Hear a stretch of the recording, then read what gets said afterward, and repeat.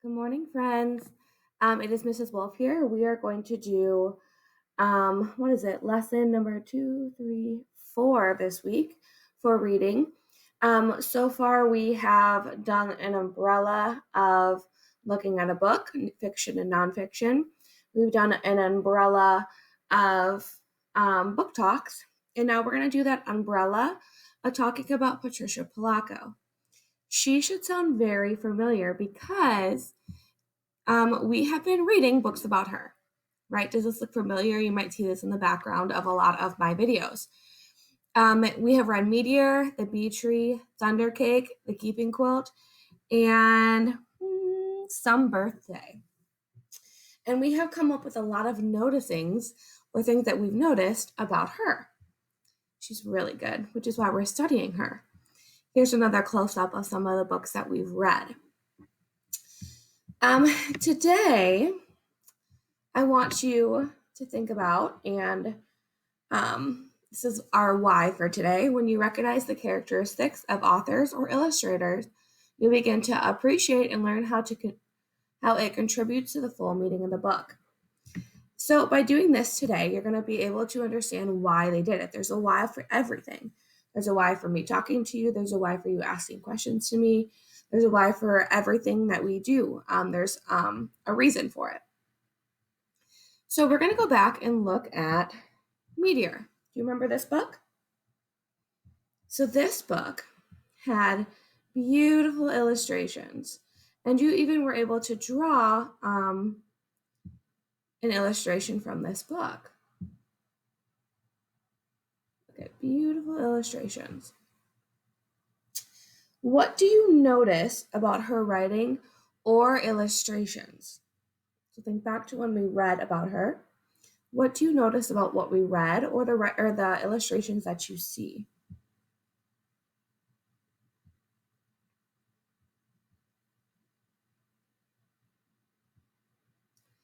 I noticed that there are multiple parts to every picture for you to really look at because the pictures actually tell a story as well.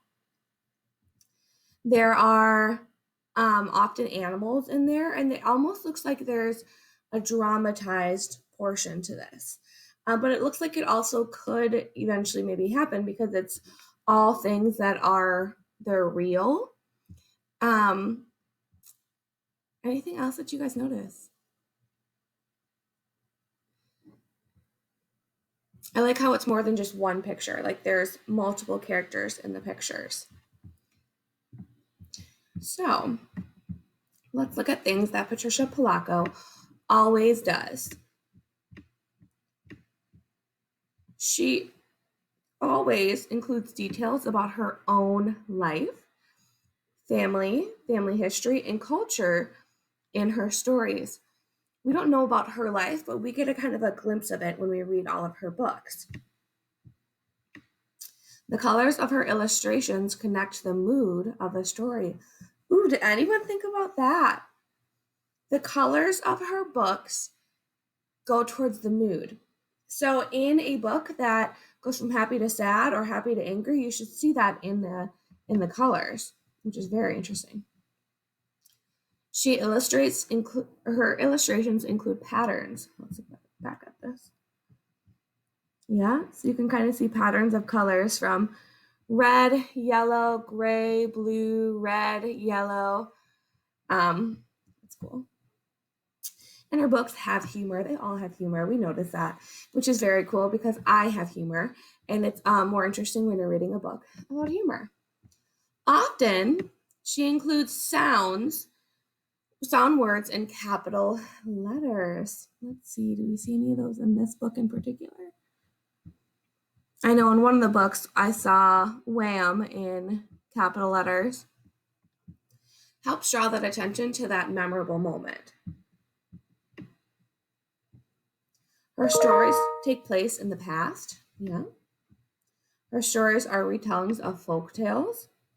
Her illustrations are done in both color and black and white. And her book includes information about why the characters and the events are important to her. All true parts of her books. We're going to look at Thundercake, and see if any of these hold true. So look at the pictures. Think about the story. And think about if anything I just said is true. I love this picture. She has black and white and color. She has patterns here.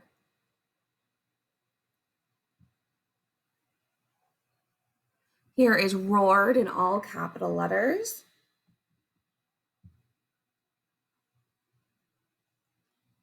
More patterns. They're showing action. Awesome. And this is something that could have happened, and this could have been part of her history. And I think even the character is named Patricia here. So today you learn that if you read many books by the same author or illustrator, which is what we did, remember all of those, you begin to notice the decisions she makes to write or illustrate her books. When an author or illustrator chooses what to say or how to draw it, it is called craft.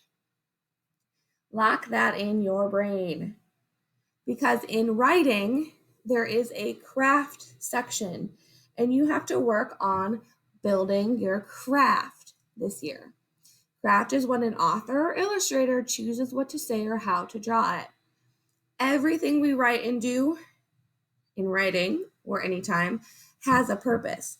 Me reading to you all these books have a purpose called craft.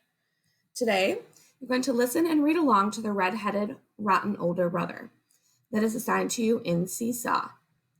Write one thing you notice about how she wrote or drew in this book. So we came up with noticings like this, and some of those may be similar. But I want you to come up with what you notice about her illustrations or her writing from the book that I have assigned to you in Seesaw that's going to look like this. She's going to read it to you. Sound good? So we should have you should be able, by the end of reading that book, understand that an author and illustrator usually writes several books and that there are often recognizable characteristics across books, which is totally true. We already talked about it. Now you yourself just get to go in a book and find one of those pieces that we talked about. Easy peasy, right? All right, you guys have a good day and refer to the activity in Seesaw to finish this assignment.